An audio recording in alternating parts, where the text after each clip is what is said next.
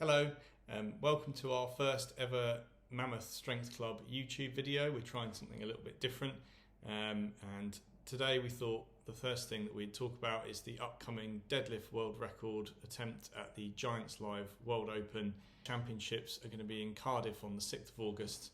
Ben and I have tickets to go and watch that, so I thought it would be worth discussing beforehand, all the runners and riders, talking about PBs to date, what people have been hitting in the gym, who we think might beat the 505 record, whether you think that they need to beat Eddie Hall's 500 or Thor's 501. Obviously Giants Live have decided that 505 is the next mark to hit instead of 502, probably to end any of these arguments. So yeah, we're going to go and watch that in a few weeks' time. Can give you an update afterwards, but here are our thoughts before the competition.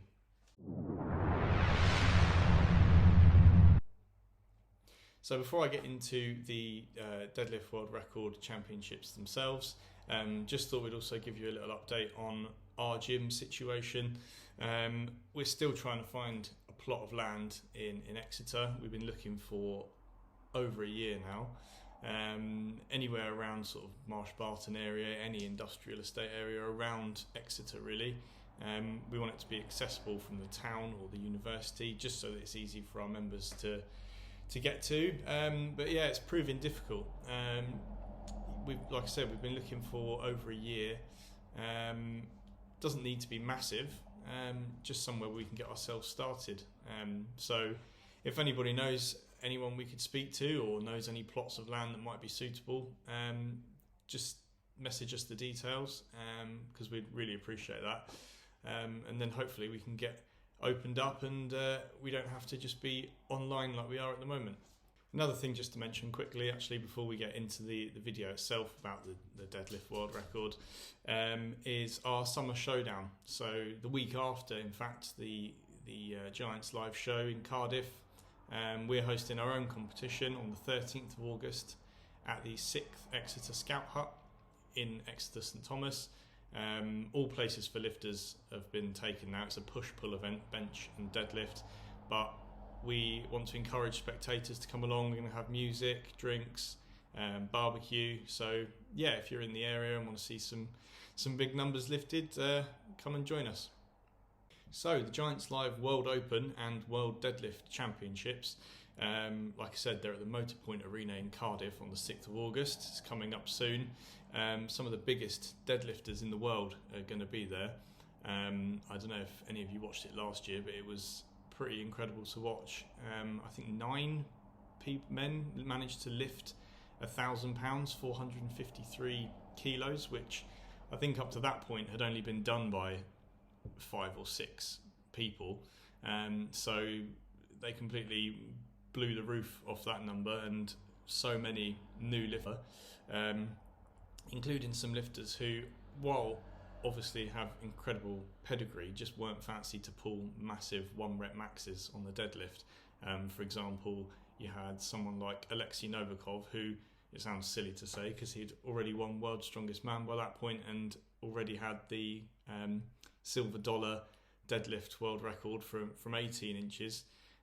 So people like him, I think his PB before was around the 400 mark, which again is ridiculous and massive, but in the context of this it was relatively small compared to some of the other lifters.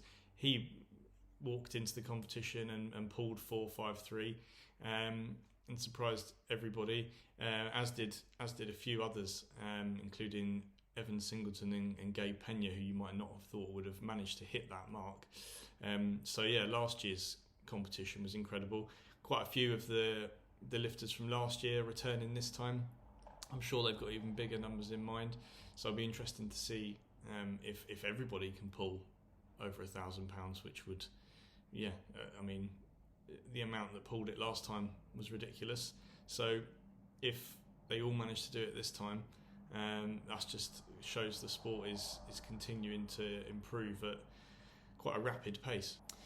So which athletes are there this year? It's a similar list to last year, like I said, but there's a few differences. I'll just run through them all and their previous PBs and where I think they might end up this time. So first up is local boy Gav Bilton from Wales, obviously. He managed to pull a PB of 4:25 last year, which he was one of those surprising packages, to be honest. Previously, I'm not sure if he'd pulled 400 in a competition. He'd probably done it in training. But watching him on Instagram, he seems to be in a good place this year. I know he had some health issues last year. So I think he's one of the ones that can potentially improve on the 4:25 he got last time. He did really well at World's Strongest Man this year. I know he wasn't particularly happy with how he did last time he was there. And he managed to win UK's Strongest Man again for the second time. So he's probably coming in full of confidence and ready to pull a new personal best. A new face that we haven't seen in a competition before, at least not in the UK, is the Estonian kind of deadlift specialist, I guess you'd call him, Asku Karu, who's picked up some notoriety on Instagram for his deadlifting. Some of his lifts on there in the high 400s. I can't remember his highest lift, but it was probably around the 480 mark, which is obviously ridiculous. A lot of people saying that he needs to come and prove it in competition because it's a little bit different in your own gym. You can take things at your own pace. You're completely used to the bar and the plates, etc. A few people, probably unfairly, are saying that the plates and stuff aren't real and they don't actually add up to 480. I think that would be a bit bold of him to come to the Giants Live World Open having sort of lied about his numbers. So he's probably capable of pulling that amount. It's just whether he can do it handling all the nerves and everything. But if he comes in injury-free, I can't see why he isn't going to be going past the 450 mark. And if he has a really good day, potentially he could be one of the ones that does break that 500 barrier. Next up we have Pavlo Nakonechny from Ukraine. Probably better known as a powerlifter. He's still relatively young. He had some great battles with Luke Richardson in the junior category in international powerlifting. So again, obviously a deadlift specialist in some ways, although he did do the full show last year and did really, really well. So he's obviously just very strong in general. He managed to get the 1,000-pound pull last year. He went for the 5:05 record and he broke the ground, but it only moved a couple of inches, and obviously was just too heavy. It wasn't there on the day. He obviously opted to go from 4:53 straight up to 5:05. He missed the 4:75 lift, which obviously tactics comes into play. You've only got a certain amount of energy, so it could have been the right decision. It cost him the title of world deadlift champion that year, but he had a good go at 5:05. So he's one of the people that's actually felt that weight in their hands in competition, and could be one of the ones that does it this time. I'd be surprised if he pulls less than 470, to be honest. It's hard to see him actually breaking that record because it's such an outlandish number, but obviously we'll see on the day. Another Estonian on the list is a little bit more well known perhaps. He's been to World's Strongest Man, although not for a few years, is Rauno Heinla. He's now technically in the Masters category. He turned 40 recently, but obviously he's still competing in the Open class because of how good he is. His deadlifting for reps is legendary. I believe he still holds the world record for reps with 400 at 5 or 6, which is ridiculous. Like I said, 400 on its own is a massive deadlift that some of the world's strongest men can't hit. You've got I think Luke Stoltman is around there for his 1 rep max on a good day, and Rauno can hit that for 6 on a good day for him. So I mean, that's just insane. Not so renowned for his 1 rep max, although he has won the deadlift world record, the deadlift world championship before, time with Jerry Pritchett. I think it was 4.6 something. So yeah, I mean, his 1 rep max is nothing to be sniffed at. I think he's also hit 480 in the gym, sumo and conventional. So yeah, he's just a bit of a deadlift freak, to be honest. Obviously, you're not allowed to pull sumo in this, but that doesn't affect him. As far as I know, he hasn't got any injuries, although like I said, he is 40. He has got a bit of a history of injuries, so it's what shape he comes in. If he comes in completely fit, then there's no reason why he's not going to be around that 500 mark. Again, I feel like 505 is perhaps a little bit too far, but I'd like to be proven wrong. I mean, like last year when everyone was saying that not many of these lifters would hit 1,000 pounds, most people don't think they're going to manage to hit 505 this year. It could blow everybody away and 3 of them get it. Like, you never know. Like I said, the standard seems to be rising all the time. A new face in international strongman, at least. I think he's a bit more well known in Canada. He's well known everywhere now after his performance at World's Strongest Man. Is Mitchell Hooper. He came to World's Strongest Man this year in May. Like I said, relatively unknown. He talks a big game, so I think it got some of the other athletes' backs up a little bit, but he completely backed it up, and now everyone just completely respects what he says and believes what he says. You know, it's probably never happened before, really, where a rookie has come in and won their group, especially when their group includes a 4 times winner like Brian Shaw. He started the final really well as well, and deadlift is probably his best event. So he's saying that he can not only pull 505, but that he can pull 510. So we'll see. We have no reason to doubt him. Whether he does it this year, I'm not sure, but I probably could see him doing it before he retires. I think he's only 27. He's in his late 20s. He's not 30 yet. Relatively new to strongman. He's played all sorts of different sports. I think he was a marathon runner at one point, although you wouldn't think that to look at the size of him now. But he has pulled 475 in competition. He's one of the biggest deadlifters in competition that we've got this year.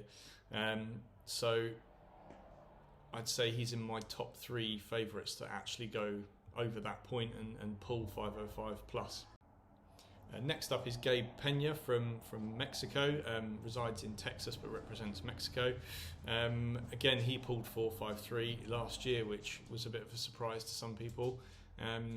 He does massive deadlifts in his gym, but it's a different situation in competition.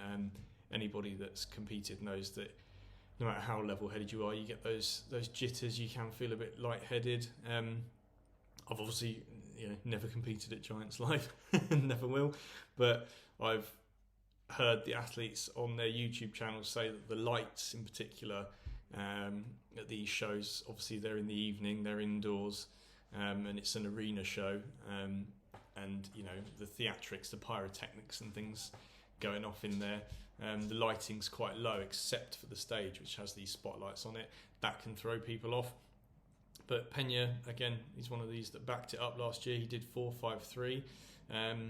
He's done some massive deadlifts on a trap bar as well. I think he's done some of the biggest trap bar deadlifts I've ever seen. I think he did a 1,000-pound trap bar deadlift for a double, which is obviously, again, insane numbers.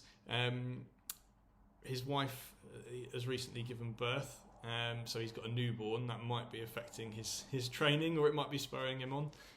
So again, he'll be one of those. We'll see what he can do on the day, but yeah, on a good day, another person well capable of 1,000 pounds.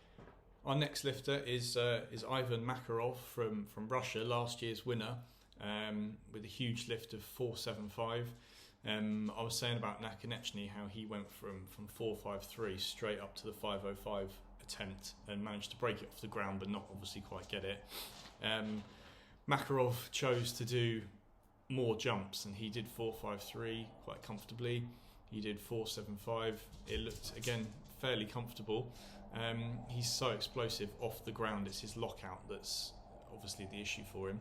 And then he got 5.05 just to his knees, and even held it there for a second before it was obviously just too heavy, and he came down again. But if he can get that just over his knees and then, just force the hips through a little bit more, the 5.05 is potentially there.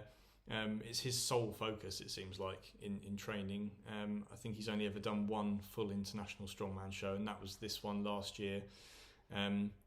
So yeah, he's a bit of a man possessed when it comes to the deadlift. He is in his 30s now, but it's not going to stop him. Again, I'd say he's in my top 3. Just based on previous performances, you'd have to say he's the favourite, to be honest. So yeah, I think if anyone can do it, then it's going to be even Makarov. From the USA, we have the T-Rex himself, Evan Singleton.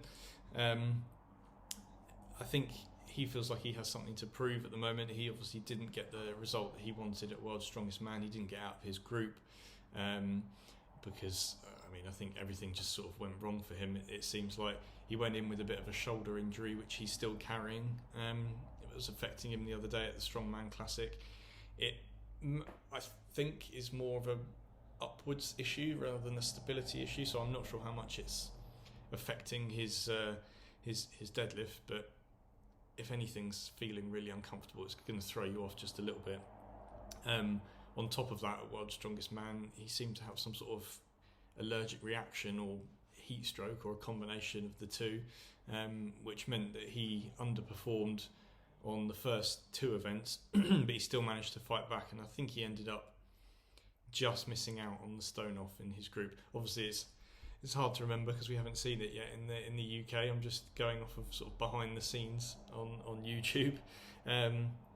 So yeah, he's not in potentially quite such good shape as he was last year, where he again was one of these that pulled 1,000 pounds. But he's a good competitor. He seems to step it up on competition day. He's got good form in competitions, and he seems to be one of these people that can shut pain out. So it'll be interesting to see what he can do and whether he can go a little bit further than he did.